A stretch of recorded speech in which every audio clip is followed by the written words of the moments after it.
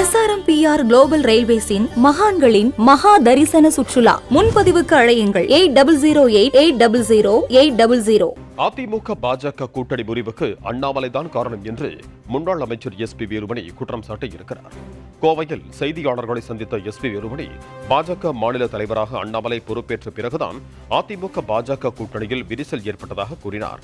அதிமுக பாஜக கூட்டணி அமைத்து போட்டியிட்டிருந்தால் 30 முதல் 35 இடங்களை வென்றிருக்க முடியும் என்றும் SP வீரமணி தெரிவித்தார்.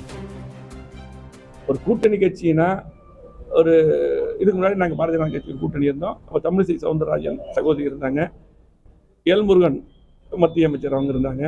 இவங்கெல்லாம் இருக்கும்போது கூட்டணி உடைய தலைவர்கள் தெளிவாக போயிட்டு இருந்தது. இவர் வந்து கூட்டணி கட்சி தலைவரான பின்னால் தான் பேரறிஞர் அண்ணாவை பற்றி பேசினார், அம்மாவை பற்றி பேசினார்.